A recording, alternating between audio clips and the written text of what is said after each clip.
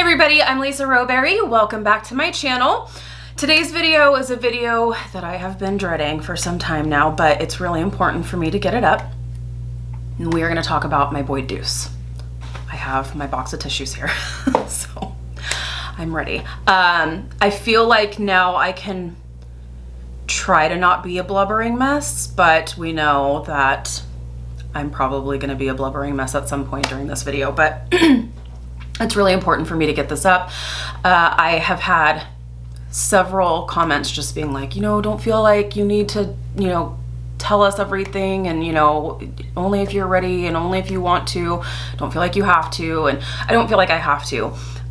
It is important for me because Deuce still is such a big part of our lives. We're like a minute in and I'm already losing it. He's still such a big part of our lives, and for those of you who follow me on social media, and for those of you here on YouTube that have seen the short progress updates that I had done on him, I feel like I want to tell you guys exactly what happened, what went wrong, what happened. And for me, it's important to do this because if it helps anybody, if it helps one person feel like, am I making the right decision, or am I seeing these symptoms in my dog, what to expect. Everybody's different, but I feel like it's worth sharing our journey because it was so different. It was definitely everything about Deuce was different. Everything was always on his own time and his own way, and so I had no idea. I mean, I did some research, but I had no idea like what to expect or anything, like up until the very end.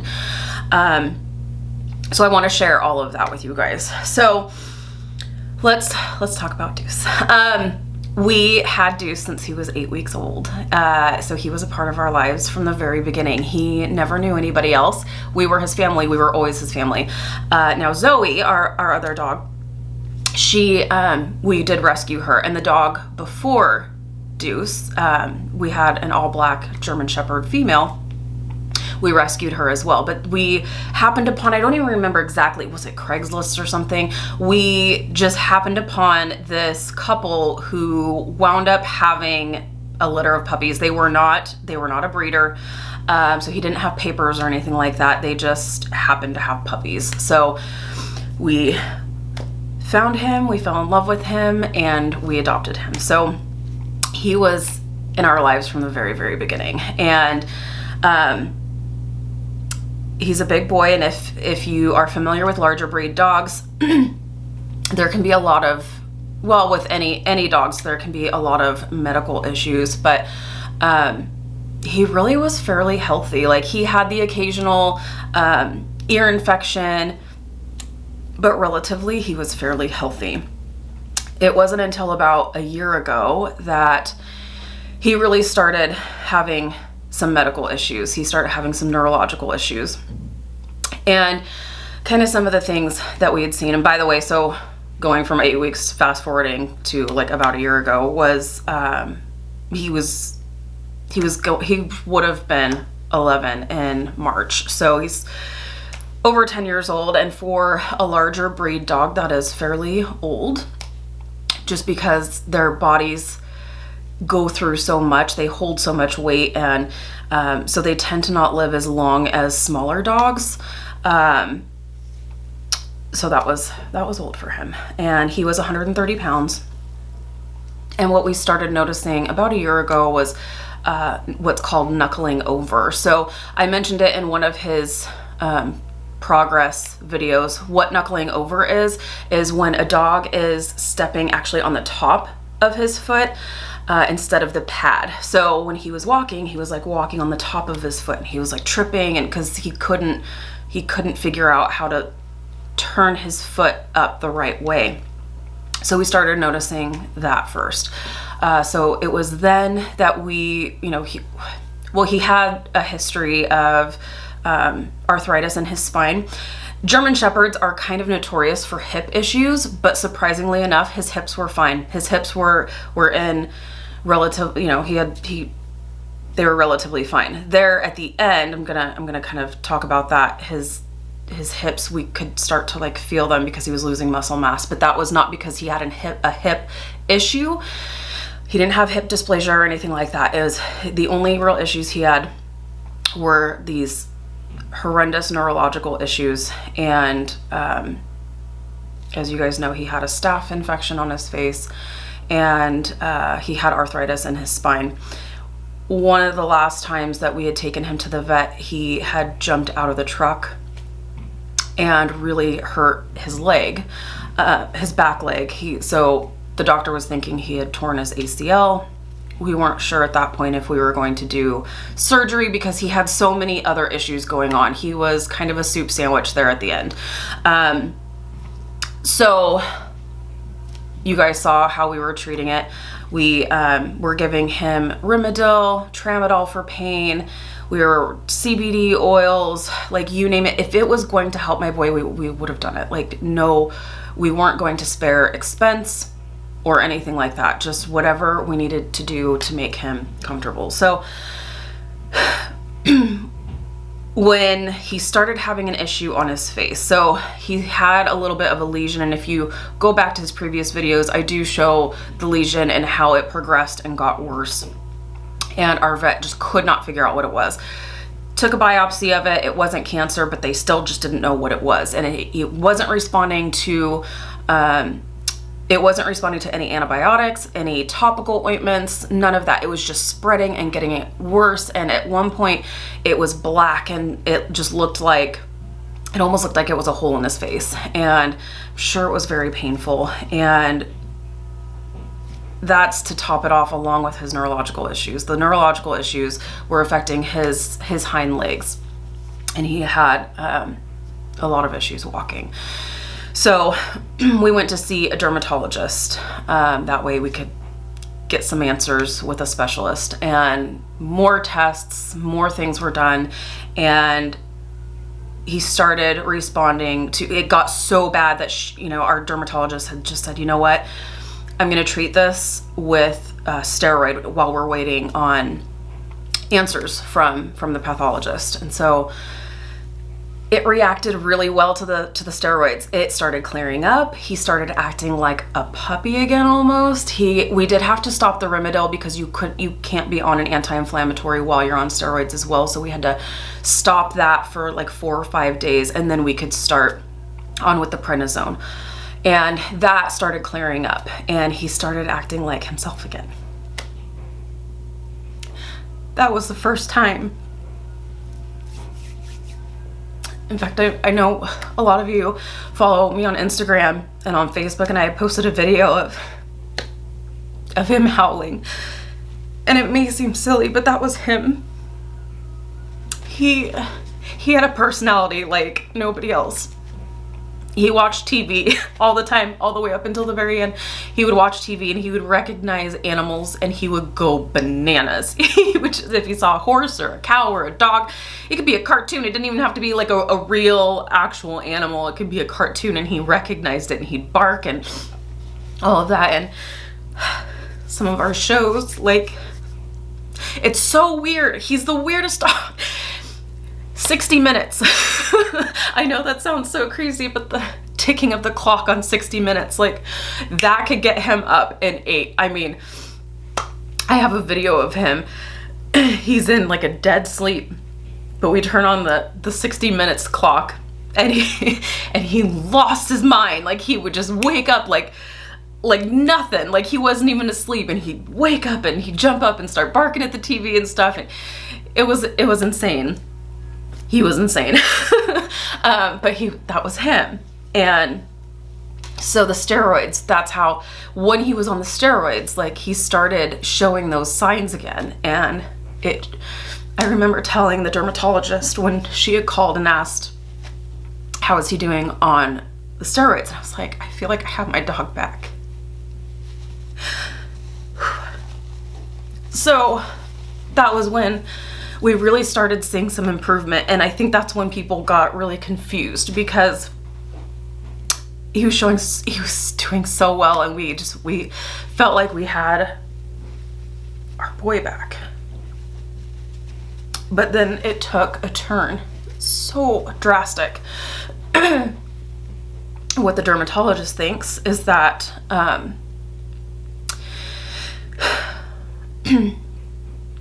he had this false sense of strength with the steroid, because that's what it does. And since he's an older dog and 130 pounds, you know, he felt like he could play to an extent. Like, I really didn't even have to like help him we didn't have to help him with the sling as much.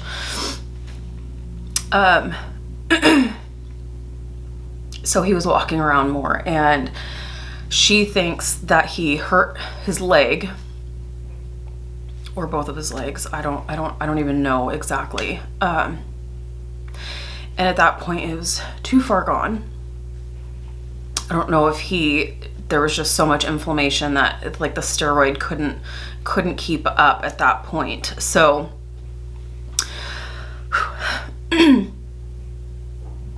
so we had asked her, like, do we stop the steroid, put him back on the Rimadyl, what do we do? And she said, if you want, we can try, like, but then like you've got to like ease him off of the steroid and then start him back up on the Rimadyl again. And we just didn't have that kind of time. What we started seeing, so with, like, as I mentioned before, with the neurological issues, he had hind limb lameness. So he could not, so not only was he knuckling over, but he couldn't put all of his weight back on his back legs. So every time he needed to get up, go to the bathroom, get a drink of water, do anything at all, we would sling him. So I got a sling, and I didn't realize how much he was still helping me, even using the sling, because it was on Veterans Day that we saw the huge turn, and I couldn't physically pick him up by myself. And with the sling, and he's a boy dog, when he goes to the bathroom, I had to pull the sling out, and he would usually be able to stay steady to go to the bathroom. And then as soon as he was done, then I would sling him again and help him back inside. And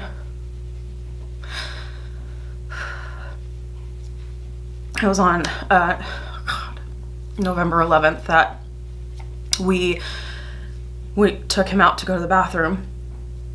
I took the sling off, and he just fell. And I couldn't pick him up by myself. My husband was home, so he helped me. And you know, my husband would have to actually physically pick him up by his rear end, and I would put the sling under, and then we would help together, because I didn't realize how much he was still helping me with the sling. Like, he still had the strength to kind of help guide me, but he lost all that strength. And what we noticed on that day, because we were like, shoot, what do we do? Is this just a bad day? Like, what do we do? And we were just laying with him and just looking at him and feeling on him. And what we had noticed, what my husband noticed, was that he lost all muscle mass in his back legs. You could actually feel and see his hip bone, because he had lost all of his muscle mass from not being able to use his legs. And this is just how drastic that it all went. And so we made the decision to let him go.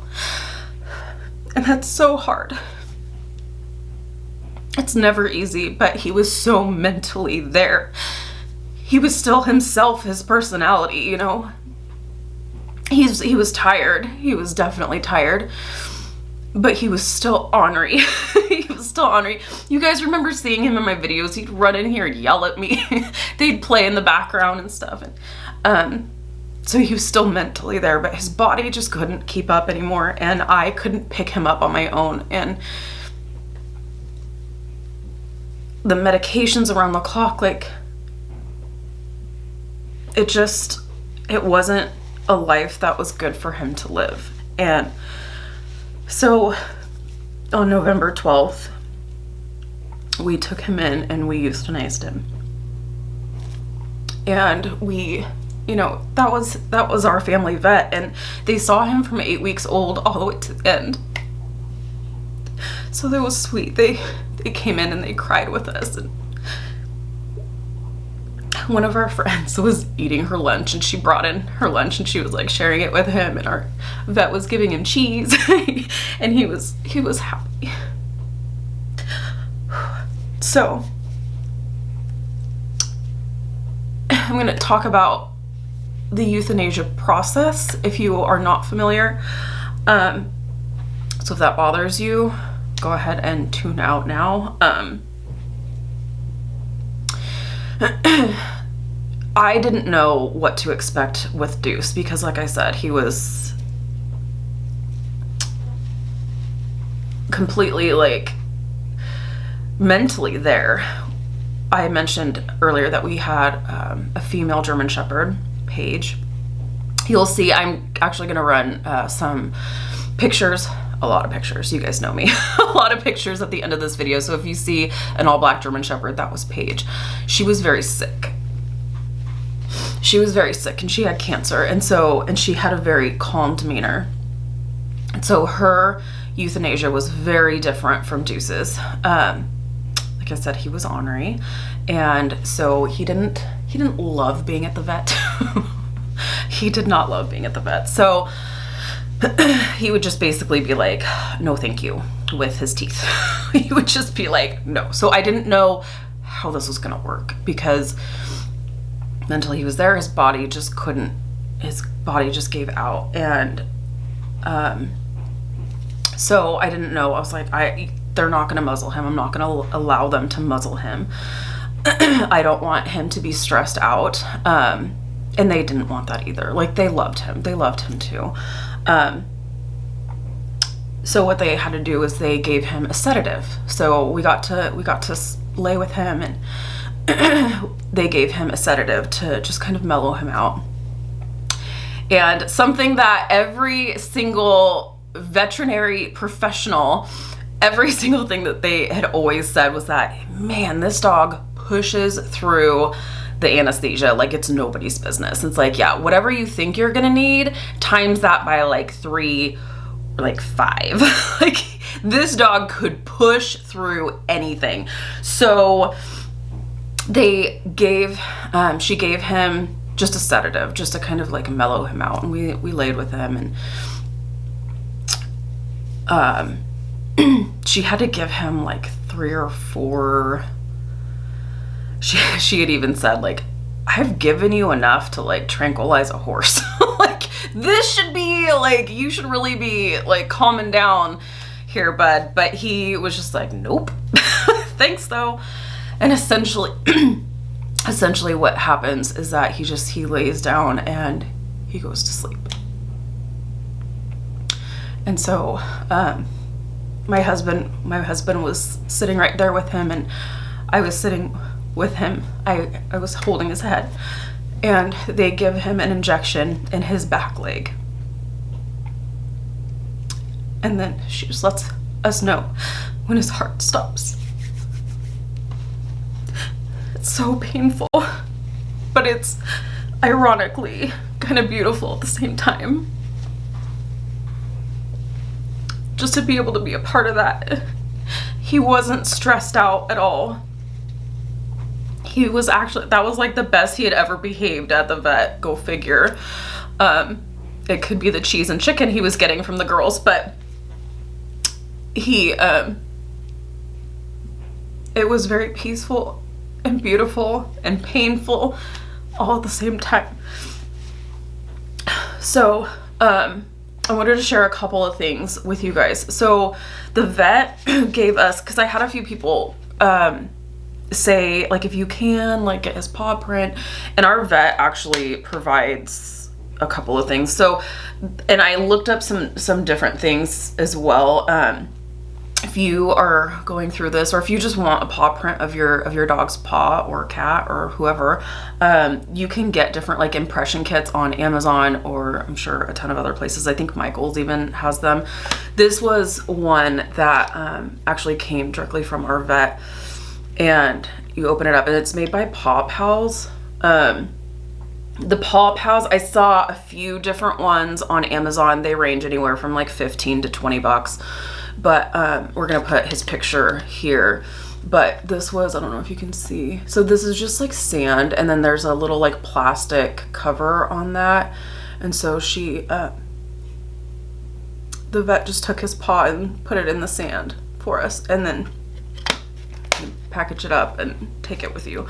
So we're just gonna set this on a little table next to his other paw print that we got. So this is something that our vet also does for us. So we got a little plaque with his name.